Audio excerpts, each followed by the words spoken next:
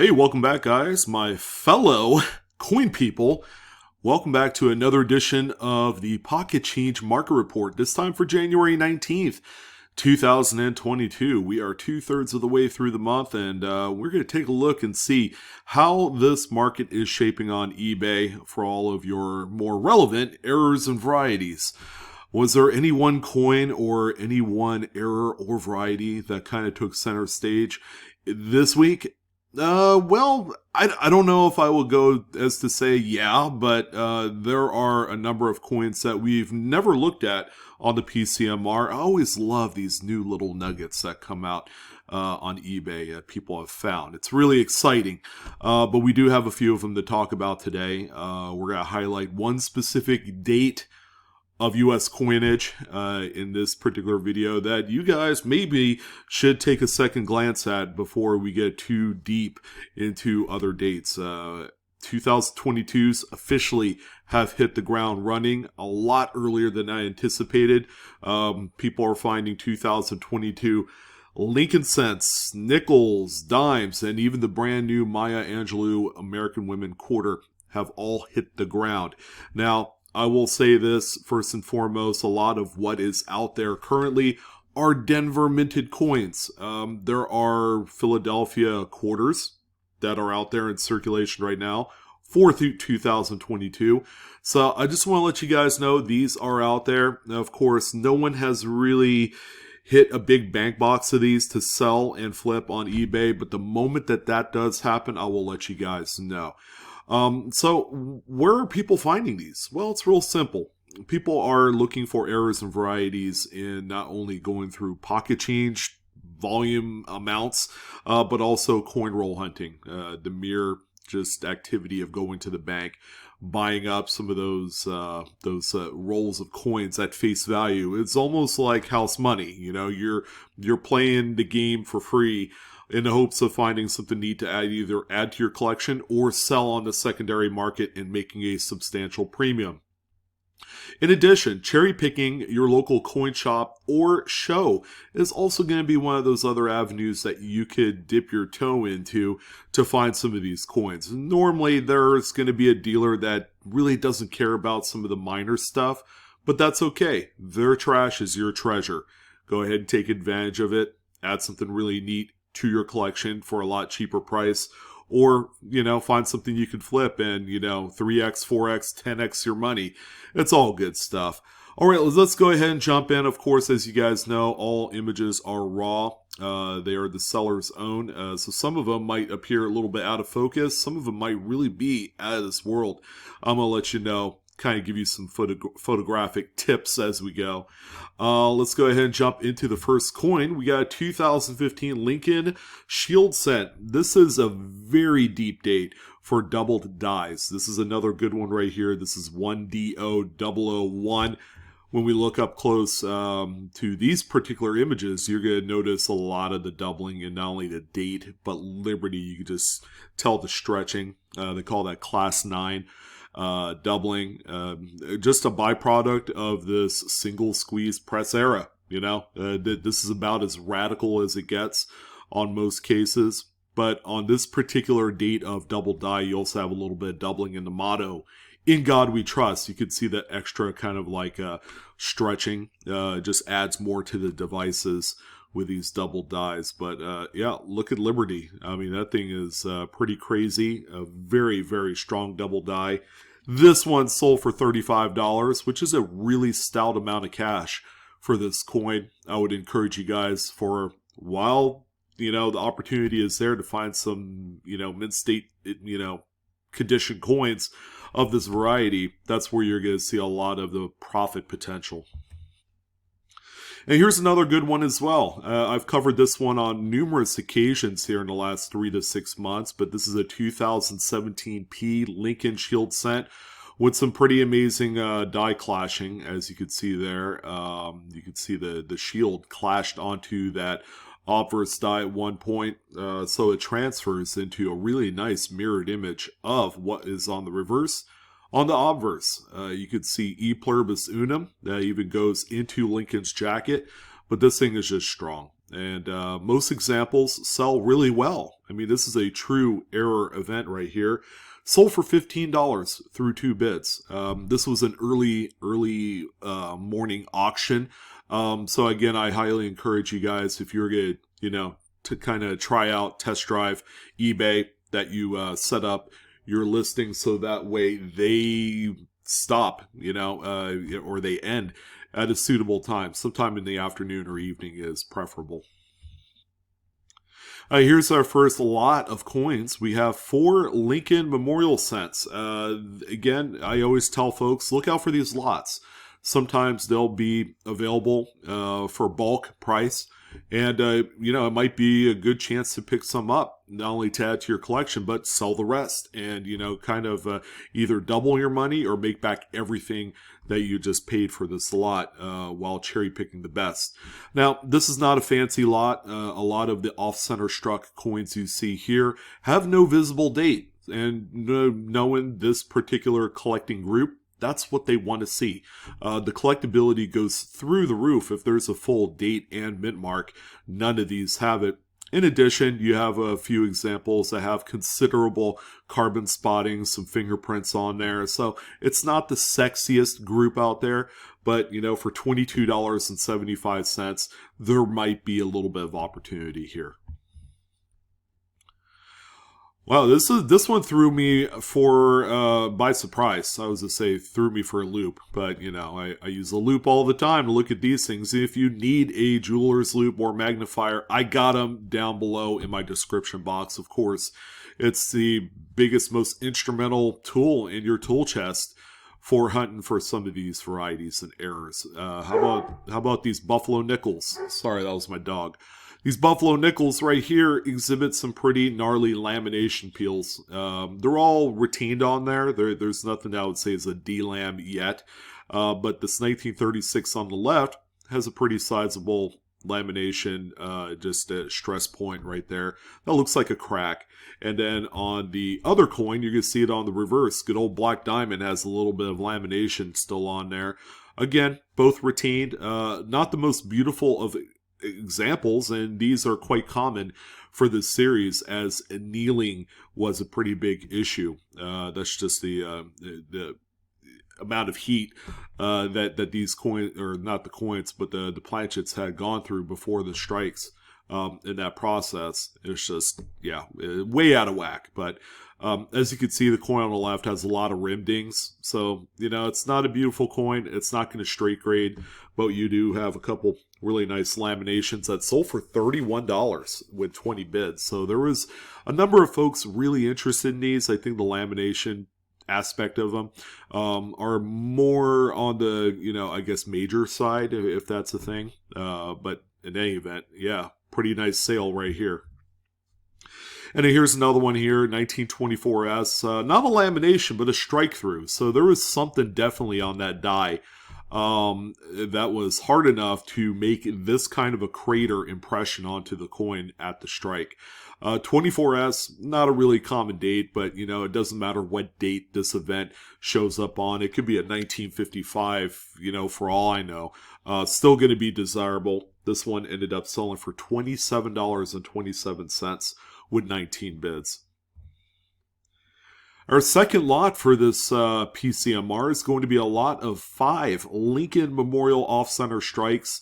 Again, looking at the coins, you do have a couple that have, the first 3 numerals and the date that's readable. So you do have a couple 1980s off-center strikes here. These are all from the copper-coated zinc era, so zinken age of coins. Nothing really spectacular, but again, this is another lot to be on the lookout for. Reverse images show more of the overall condition of these coins, and they all seem to be off-center by about 50% or more. This lot sold for $44, and that's with 32 bids. So that's not too bad. I wouldn't necessarily pay that kind of money for this lot, knowing that I really don't need any of these particular coins, but if I wanted to flip them, the amount of money-making opportunity is a little bit less because of the final sale price. All right, well, here's a 2020 coin right here, Philadelphia Jefferson nickel. At first glance, it doesn't look like a whole lot, but 2020, when the pandemic hit, so did the quality control. It took a great hit as well. And then we saw just an amazing amount of error coins for 2022 across all denominations, from Lincolns all the way up to the highest denominations, dollars.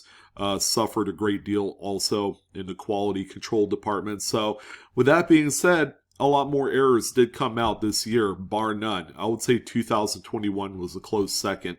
But this coin is only 2 years removed, along with all the other denominations for 2020. Again, still a hotspot for finding some errors that are really meaningful on the secondary market. This one right here has that notorious beehive die chip that's on the left side of Monticello on the reverse, or Monticello, however you pronounce it. But these have a various amount of progressions. You can find them as small as what you see here, or as big as an actual monstrous mutated beehive would look like. That would cover up most of that left side of the building. Sold for $3.09, but that's because it's one of the earlier progressions and the coin is circulated a good deal. Again, finding a number of these, along with all the other strike-throughs and various other things for 2020, that's what's really going to make an impact on your sales. Now here's just a really nice 2000 Lincoln Memorial cent that exhibits a pretty sizable broad strike. You can just see the amount of extra space between the devices and then to the very edge where that rim is. It's an attractive example, full red. Not a whole lot going on here as far as condition notes. But you guys know broad strikes happen when the collar that holds the coin in during the strike is not fully engaged. Maybe there was a malfunction somewhere. So with that being said, when the coin is struck, all the extra metal flow doesn't stop at the collar. It continues on, flows outwards, and then you get something that looks a little bit more pancaked than normal. I know that's not the official kind of numismatic term, but that extra flow goes outwards, makes the coin a lot bigger than it actually is. This one right here sold for $10. So what more can you ask for? It's a very common date for this type of occurrence. And here's another 2000. Again, great stuff to find here on this date. This is a wide AM reverse. And it's also referred to as the FS901. Kind of doing a quick market check on this one. You can see the extra amount of space here between the A and M. That's what you're going to look for. Whereas on the standard coins, the A and M are going to be touching at its base or pretty close to it. This particular coin sold for $14.50 with 14 bids. That's a solid number for this coin, considering that the condition is not what I consider to be an A+ type of grade, but also it's a very common variety to find out there.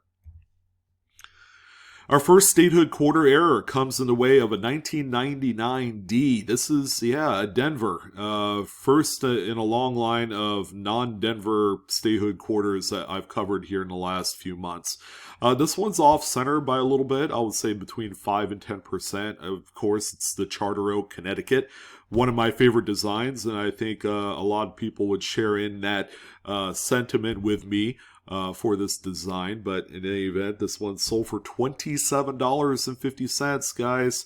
Statehood quarter errors are hot to trot. They are the talk of the town right now.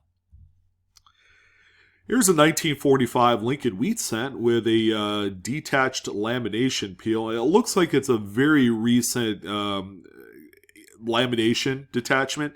It looks like it was helped along too, just based off of the color of the planchet underneath that detached lamination. You can see it's like really nice and red and mint state, whereas the rest of the coin looks like it's circulated quite a bit. Again, I'm not an advocate for actually peeling away these lamination peels. Keep them on the coin. They're always worth a lot more money that way.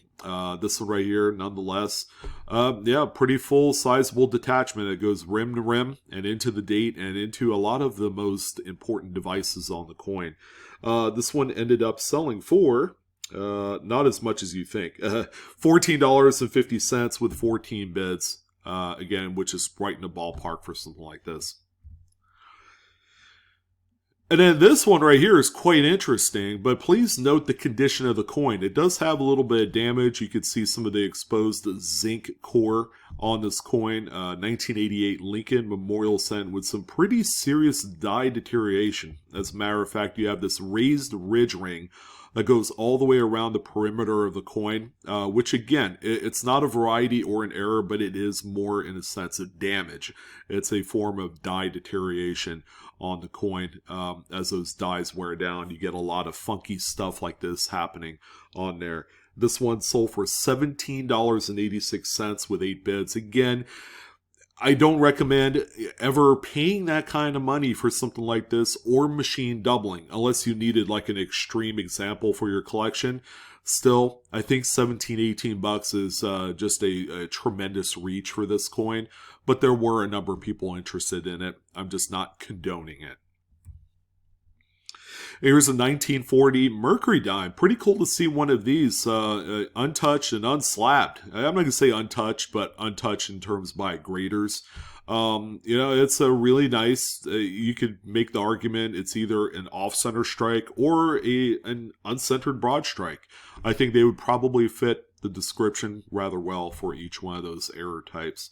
It's in really great condition. It even has like full split bands on the reverse, which is kind of nice. Again, it's really refreshing to see coins like this not graded. This one sold for $249.99. Now here's another absolutely radical broad strike, this time in a 1993 Lincoln Memorial Cent. I mean, what else do you need to say? It's got that starburst effect that can only be replicated on a broad strike, and the fact that the copper plating on this particular composition is so razor thin that it doesn't take much stress for it to crack and peel and do all sorts of weird stuff.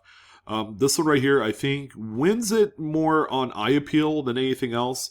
It sold for $33.99, which is not your typical amount of money for this kind of error type. It is a tougher date, but still, $34 is a tremendous amount of money. Again, with the error and eye appeal of that, that split plating, I think it was what really sets this one above and beyond the rest. Now this is subtle, but I've seen and own a number of these in my collection going all the way back into the Silver Wartime Nickel series from 42 to 45. This is a 51D, however, and this one, as you can see on the reverse, I think this one here has like a light scratch on the obverse, but this one, no doubt about it, is a bisecting die crack that you could trail all the way throughout the coin, and it goes through the S and then all the way on the other side between the S and O. Between these two words here. It's a very, very skim, light occurrence on there. Again, kudos to the seller for just being able to capture this on in a photographic image. It's really difficult. Believe me, I've tried. Again, it's not something that you normally see, but at the same time, it's not a rarity. This one ended up selling for $16.98, but I will note that this is a really nice example of this nickel, which otherwise is probably a $5 to $10 coin all on its own. All right, so this seller had a group of 2 coins, a 59D RPM, so it's a repunch mint mark. You're going to see that one right here, so you can see that secondary D is a little bit southeast of the primary mint mark. It's quite attractive. It's very dramatic when you're looking at this through a magnifier, so really nice. It's also FS 501 in the Cherry Picker's Guide. But in the same listing, he also had a 1963D double die obverse. This is a really neat one to find. It's not rare. You could find these, on occasion. I have a few of them that I've found over the years. And you could see just that extra inner tip of the middle of the 3 that's been doubled. Some examples will even show another bottom curl of that 3 right under here. This one, it's decent. It's not a high-grade specimen, but collectively, these 2 coins sold for $10.99. Here's another lot. This time we got 4 Lincoln Memorial cents, all with singular little, curved clips on there. You do have 1 wheat cent, that's a 1944, along with 3 other 1960s era Lincolns. Pretty minor error type for this coin, and they're quite common. I found a good deal of these going through wheat cent bags and things of that nature. Again, when you batch them all up like this, sometimes it would be a pretty good bargain, but at the same time, this is like a really kind of like you're really scraping the barrel in the error department when you find these. So on their own, they're not worth a ton of money, maybe $2 or $3 a piece. Sometimes it's just worth it to throw on a lot like this to really slim down your inventory. This one ended up selling for $13.68 with 2 bids. Now, this is something you don't see every day. A 1983p Kennedy half dollar. It's off center by, I would say, about 15%. The coin is in fantastic shape. These larger denomination coins with this type of error just really makes them that much more desirable. And if you're able to find one at a cheap enough price, or finding one in a half dollar box, I can't even talk today. That would be a heck of a score. It would sure beat out any silver that you would find in a box all day long. This coin has circulated. So some people would say, well, you can't find stuff like this. Well, this is an example of one right here that came right out of circulation. It's not, I would consider to be any mid-state type coin. I'd say it's probably AU55 at best. This one right here ended up selling for a pretty wild amount of money, $88.10 with 8 bids. So there you go. Kennedy half dollars, Ike dollars, and Susan B. Anthony's off-center strikes are just amazing. Coins and Cards featured a couple pretty nice listings.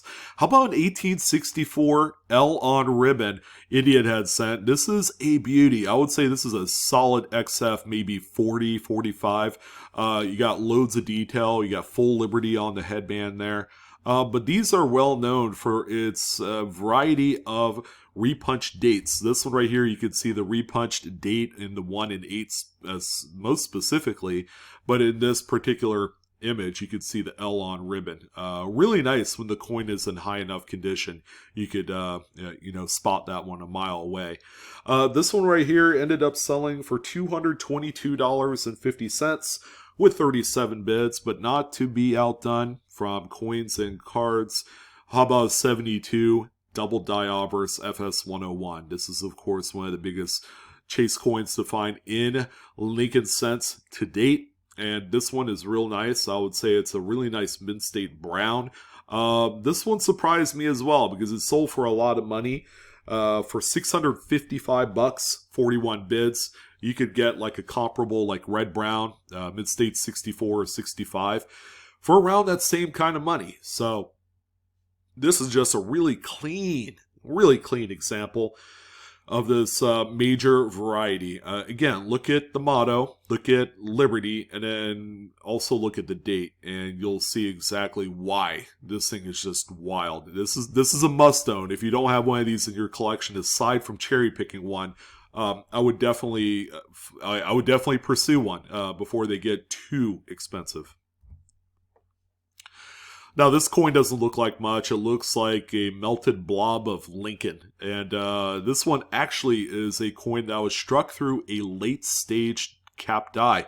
You could see remnants of a date. So that die cap that's affixed to the hammer die is probably crinkling and thin enough to be like thinner than a piece of paper. This one's really neat, by the way. This one sold for $54.91 with 6 bids, and the coin is in really nice shape. There's no condition issues with it that I would say would give it a details grade. And from the same seller, we have a 1961 Lincoln Memorial. This was a byproduct of an end of strip ragged clip or fisher. It's just got a big old chunk it looks like it was chewed out of the thing. And even still, these ragged clips still exhibit the Blakesley effect on the opposite side of that clip. This one right here has some carbon spotting on the reverse, various corrosion issues. So not a high-end example, but, you know, a very important example for this error type. Sold for $35.57 with 9 bids. There's a little bit of a close-up of that that ragged clip Fisher event on there. And then here's a 1945 again from the same seller. We do have a number of items from this particular seller. 1945, and this used to be a clamshell lamination. It looks like it split some time ago. It had recirculated and retoned on there. I mean, it's a really nice example of this coin. And it sold for $43, and that's with 12 bids. And again, from the same seller, something that you just don't come across. You have a 1980s Denver. This is the Denver minted coin. Lincoln Memorial cent that was not only struck off center, but struck on a crescent-shaped clip planchet, which is really neat. I mean, this is a dual error, and of course, dual errors, if they're attractive enough or they have some sort of eye appeal, are definitely worthwhile to pick up. This one right here. Yeah, look at that, $193.87. I looked down, I'm like, no way that sold for that amount of money, but it did. 5 bids strong. This is a candidate for grading. I would assume that if it's not going to be held on into a collection as a raw example, more than likely it's going to be a graded example. So this is just one of those candidates for such. This is just a really clean 1935 off-center struck Lincoln wheat cent. Again, no major condition areas to speak of. The coin is clean and very nice condition. This one right here ended up selling for $75.94 with 7 bids. Man, we're getting into the nitty-gritty of the good stuff on this PCMR. And then our next one here is a Lincoln Memorial cent, a 1960s date of some sort. It's struck on a very thin planchet. Actually, it only weighed 1.29 grams. I would venture to guess that this was probably a split planchet and then it struck. So a lot of the details and devices won't strike up as strong as you want it to, as normal. But really cool coin right here. You can tell the coin is circulated for a long while. A lot of people probably looked at this and thought, you know, either circulation wear or just a really beat up coin. This one sold for $45.89 with 7 bids. And if you haven't seen a blank planchet, that is, I think, it looks like a Type 1. It doesn't have the raised rims on there where they would put it through the upsetting mill. But this is a blank planchet with, count them, 1, 2, and 3 clips on there. It's got 1 giant curve clip and then 2 smaller clips right there. Yeah, if you wanted to see what a blank looks like with the clips, that's your guy right there. This one sold for $29.50 with 3 bids. Again, all from the same seller. Now, not from the same seller, we have just a really mild off-center struck 1996D Washington quarter. It looks like this coin has circulated a little bit. It's got a lot of what I would consider to be like fingerprinting on there that's smudged around a little bit. So not a lot of luster to be seen here on this example. This one sold for $33 with 25 bids. Again, Denver's of an off-center strike error are quite scarce, and they will command much more of a premium. And considering we haven't seen a fully developed crown die chip sell in the last, I don't know, 30 days, here's one right here that did sell. And these had dropped down to as low as about $80 to $100 as recently as like mid-December. So since we haven't seen one, these are definitely just, beginning to dry up a lot more in the secondary market. And just in circulation in general. Not saying that they're all being found or anything. It's just, with the new quarters coming out and everything else going on, you're going to find less of these out there. And even if you do find them, they're going to be pretty well circulated. So the Washington crossing the Delaware Crown hamburger die chip, as you can see, that's what that looks like. big enough to cover an obscure part of E pluribus unum. This was a big deal. These things had sold for as high as $200 to $225 at their crest. They came plummeting down toward the end of the year, again, to that $80 to $100 level. But I'm happy to say, because, as you would expect, these coins drying up, this one had rebounded nicely. This is a solid $150 buy it now sale. Fantastic. Great to see these things rebound a little bit. This is a really nice, if not very tough date to find a BIE die chip. This is a 54S. You can even see some of the die chips happening in the date. I mean, that's pretty normal for this era. But yeah, check that out. That's a pretty nice BIE die chip. They call it BIE because that middle die chip that forms and connects the B and E in Liberty actually looks like a letter I. So that's how it kind of got its namesake. But you can also find these little die chips in between other sets of letters as well, between the L and I, between the rim and the letter L, things like that. This one, if you didn't look, is in really nice shape. It's a nice mid-state. Looks like it came out of a BU roll. And it's sold for $32. That's with 33 bits. Again, scarcity of this particular date in a BIE die chip, along with its condition. You put all these intangibles together, and then you have a really solid sale. Look for these in your BU rolls. Now, this is cool. Here's an Ike dollar. I kind of feel like this one was a little bit of a steal. 1974D Ike dollar with 2 clips. Pretty sizable single clip there at K3 and then the other one at K1. Very nice. With Blakesley effects, of course. And this one sold for $72.50. Probably should have hit $100 on this. I've seen a few others with similar errors that have sold for as high as a C note. Here's a really well-worn 1983P Jefferson nickel with a Cud die break right on Jefferson's head. This is one of the more common Cuds that you could find within the Jefferson nickel series. Again, always look for these. They will stick out like a sore thumb, and it's pretty easy to spot. And they're all quite valuable. This one, even in this condition, sold for $57. Holy smokes, well done. We have a couple more coins left to go. We have a Washington quarter with a pretty sizable Cud right over the date.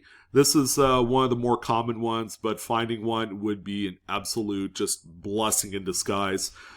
This one also has a Cud right over the T in Liberty. So, a lot of things going on here. You got the corresponding weakness on the reverse. And this one sold for, what did it sell for? $54.65. Believe it or not, the nickel before it with that smaller Cud sold for less money, but that's only because you could read the full date on there. And how about Susan B. Anthony? Again, finding errors in this series, as short and sweet as it is, well, probably not so sweet, more sour. Not a lot of people like the Susan B. Anthony's, but this one has a curved clip right by the date, as you can see there. Sold for $41 with 9 bits. So who would have thought? Again, you could find these out there. They do exist if you're only searching through dollar coins. If you don't search through dollar coins, you're not going to find these naturally. And the last coin for this edition of the PCMR, how about a Fred Weinberg special, 1999P, oh my goodness, Roosevelt dime. This thing is broad strike, and it is humongous. Probably closer to the size, I would say, of between a nickel and a quarter. It's that big. But yeah, finding one that is quite this big and centered is a real treat. And this one right here sold for $73.77 with 23 bits. Sorry, we got, pay homage to Michael Jordan and his number 23 jersey number on this one. 23 bits for this coin at $73.77. Really cool example. But that's going to go ahead and do it. Well, what do you guys think? Will this give you a little inspiration to go out there and do a little hunting for yourself? I would say that's probably a yes. A lot of great things to add to your collection or find out there in circulation that you could monetize off of. Again, we had a really nice group, many hundreds, if not thousands of dollars represented this week. And that's it. I'm your host, Sean, with Blue Ridge Silverhound. Thank you again for all your views and support. Don't forget to do all three of those things there on the screen if you haven't done so already. I would certainly appreciate it. Stay tuned. We're going to do a recap video on my 2021 retain cud search break thing. A lot of coins. Lots of coins. And we're going to do a giveaway sometime this month. I'll let you guys know. It's going to be exciting. But that's it, guys. You guys take care. Happy hunting. I'll see you on the next coin video. So long.